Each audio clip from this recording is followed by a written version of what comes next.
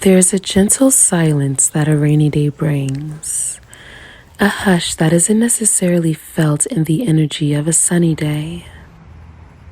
This past week, we were blessed with the sun. Although the weather was hot, my body reacted by joining other sun seekers in the city. Suddenly, the impending rain trickled in, and it's pretty much been raining for the last few days, leading up to this point, Saturday, May 23rd.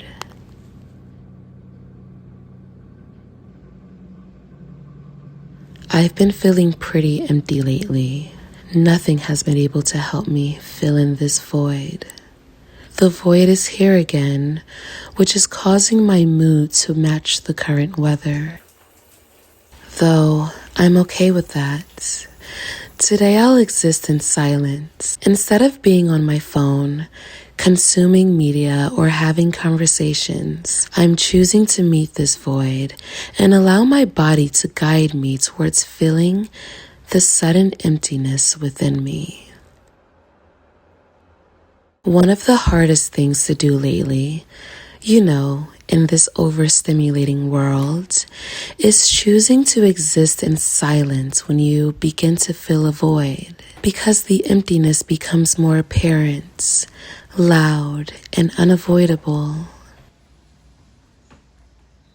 So I'm choosing to do the hard work of sitting down with it, as if it's my friend. Avoiding the void is avoiding self-improvement.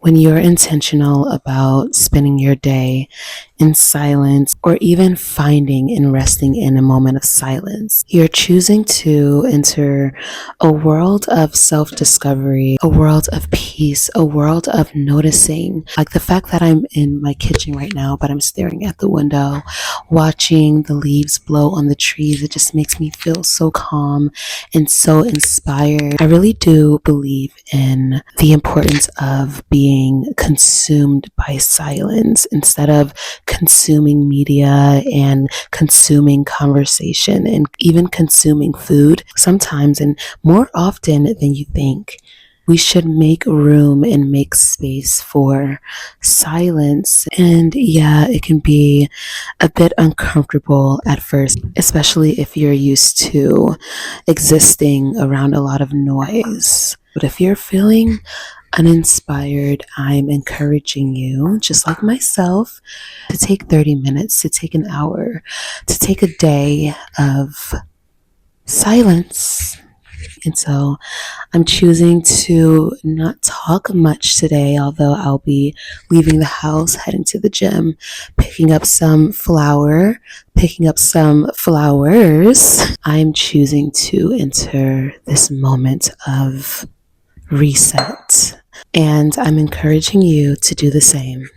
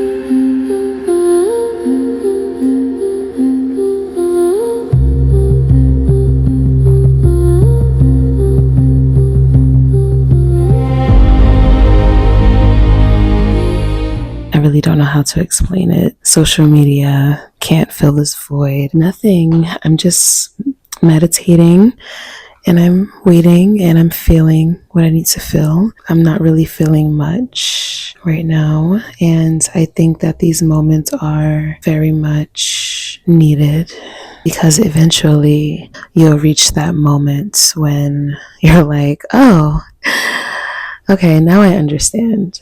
Now I know what to do. Or you'll just like wake up one day and something happens and your life changes forever. And in these moments, I think it's important to understand that when you're feeling nothing and you feel a void, it's important to be creative and channel that energy, that unknown energy outwardly. When you're creative during a time when you feel a void, the energy of giving and exploring yourself in a creative way, it comes back to you, and life gives you things. You're granted with new opportunities. You develop a clearer headspace.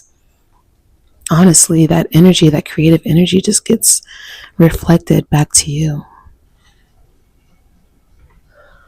That is so pretty. That is so pretty. I forgot I also have to prepare some bread, and do you see what time it is? Like, oh my gosh, am I gonna be up all night? Sheesh.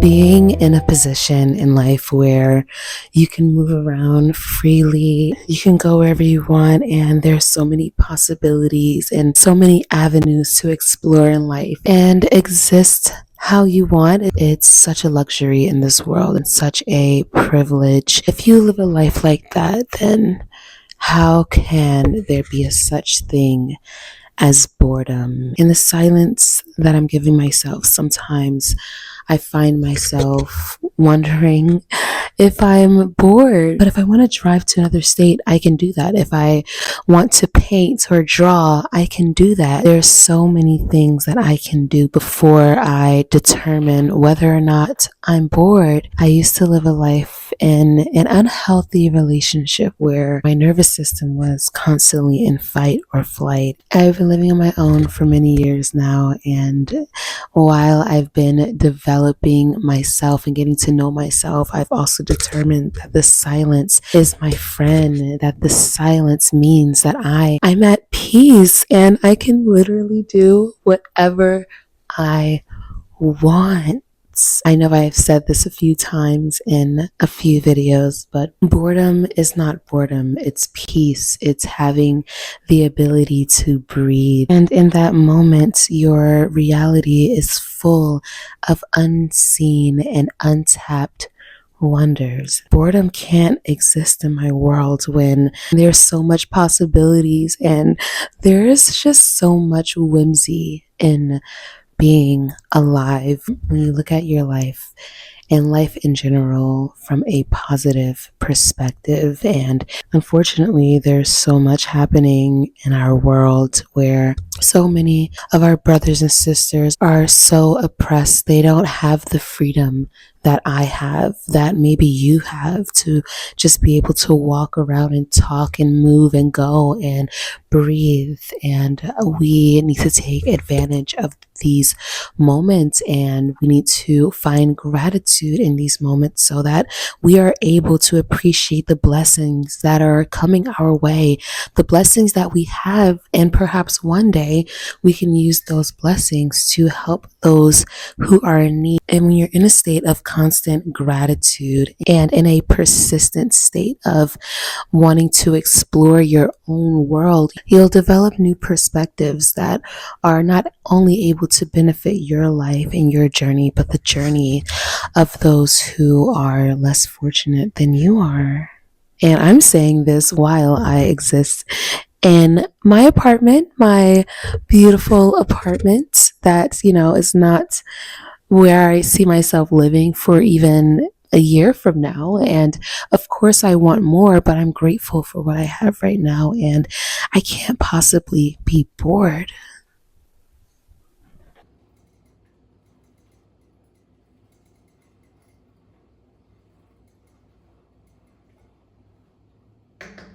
You guys know how much I love bread.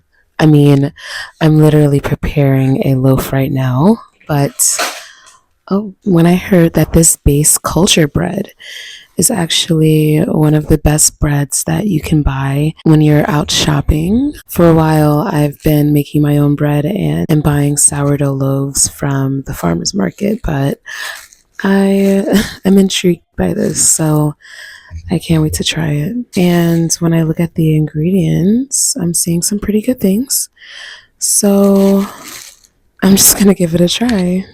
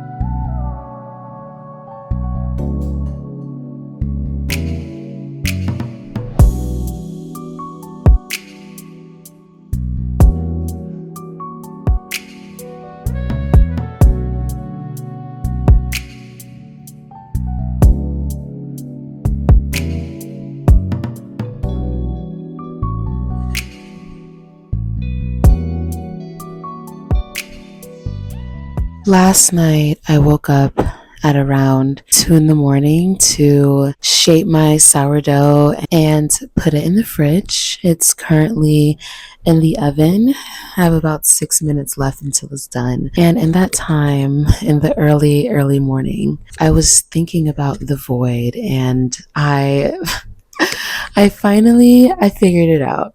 I understand why I'm feeling this void. And let me tell you, when a revelation comes to you, reaching that moment makes feeling the void and all of the negative things associated with that, like perhaps feeling a bit sad or depressed because you're just unsure of what to do exactly, it all becomes worth it when you reach that. Oh, I know what I have to do. I know why I have a void, and I know how I can fill this void. And so I've determined that at some point in everyone's life, you have to make the decision to work hard. And I'm saying this as someone who definitely prefers to live more gently and softly. I don't think I'll be taking much of that away, but I have a goal that exists outside of societal norms, that exists outside of going to school and becoming marketable and getting a job, working in healthcare, working for the school system, or just getting a job deemed normal to have by society. I'm desiring a change in my life, and I've been thinking a lot about it. You guys also are aware of the changes that I want to see, and the fact that my soul is just wanting to expand. My actions have not been aligning with my words. I want to live off grid. I want to step as far away from the matrix as I possibly can, and I just want to live more freely. I want those things, but I haven't been acting towards it. I haven't been completely doing the work to achieve my goals. And I feel like I am in a place where I have to work hard so that I can be free, whether it's ensuring that I'm not spending too much and saving my money, or putting myself out there more. And speaking of putting myself out there more, I think I've been resisting this change because I ask myself, in order to live the life that I want and in order to work hard, does this mean I have to continue isolating myself? I'm at this point where I'm trying and I just don't have a desire to be isolated. And, if I have to be, I have to be, but I haven't felt this desire in so long because I do love isolation, but I feel a need to branch out. Not wanting to fully be alone has caused me to take a pause on working hard to achieve my goals, when in reality, I don't have to be alone to achieve the things that I want to achieve. I need to go outside more, and I need to attend workshops and attend classes. And I've mentioned this many videos ago, but I really need to invest. Instead of buying clothes and things for my home, I really need to just invest in myself by putting myself out there more and surrounding myself with others. And there's so many other things that I need to do, such as I am so sick of scrolling on social media. Although there's a lot of informational videos out there, I am just so sick of it. Like, the content is increasingly becoming AI. There's just so much going on. I don't even know what to say. I'm wasting my life. I don't have the desire to scroll anymore. I'm scrolled out. It just becomes a huge distraction, and you become addicted to it, and you feel like you have to do it and you don't have to do it. So that's something that I want to completely cut out of my life, is just scrolling. I want Pinterest to be an exception, but at the same time, I know that eliminating other types of doom scrolling can cause me to develop a doom scrolling habit on Pinterest. So I'm going to have to cut that out too, at least for now. YouTube is such an interesting place because it offers a lot of long form content, but I'm also going to be limiting the amount of videos that I watch. I have to be disciplined. I have to work hard right now at this stage in my life. I can also provide myself the soft life and slow living, but it has to be more intentional. And I was just washing dishes a few moments ago, and I've determined that an easy way to stay present is to understand that everything that you're doing in the moment, like right now, is going to one day be in the past. So if you're like doom scrolling on your phone, or you're doing something, for an example, just laying down all day, or procrastinating and you have schoolwork to do, or even like taking a shower or washing dishes, and the whole time you're just thinking about being in a relationship, and you're just thinking about someone, and you're obsessed with someone, so you just want to think about that person, or you're thinking about a work situation, or your mind is just somewhere else other than in the present moment. Remind yourself that, hey, one day this moment is going to be in the past. And that just adds so much more value to the present moment, because it's like, if I look back on this moment, I want to take something from it. I want to take something from it. When you are present, you can see your mind more clearly. You can understand what's going in and what's coming out of your mind. And you have revelations. You have revelations. You make room to revolutionize your being in the moment, because you can hear your body. You can hear how your body is responding to your environment around you. You get to know yourself deeper because you're using your hands and you're feeling the texture of things on your hands. You know, this is in regards to washing dishes, or you're sitting down at the park and you're noticing that the air, the crispness of the air is how it feels going down to your lungs, and even going deeper and feeling that oxygen, and being aware of the oxygen that's flowing through your bloodstream. You just become more aware of who you are, and you get to know yourself, and you get to develop a deeper connection with who you are in the present. The present is the answer. The present moment is the answer. It's the answer to everything. You become one with this environment, like the wild animals are genuinely one with their environment, and they can sense when a storm is coming, and they know whether to head south or north or west, and they understand the best times of the day to do X, Y, and Z, and they're one with their environment because they are present. We really need to shift our mindsets to being more present, so that we are more aware of what's going on around us, how the chemtrails are really affecting us. Yes, we know that they affect us, but do you feel like you're breathing different? Have you been having headaches recently? You won't know those things if you're not present. Okay, I've been talking too much. I've been talking too much. I gotta get the bread out of the oven, but I love you guys, and I'll see you next time.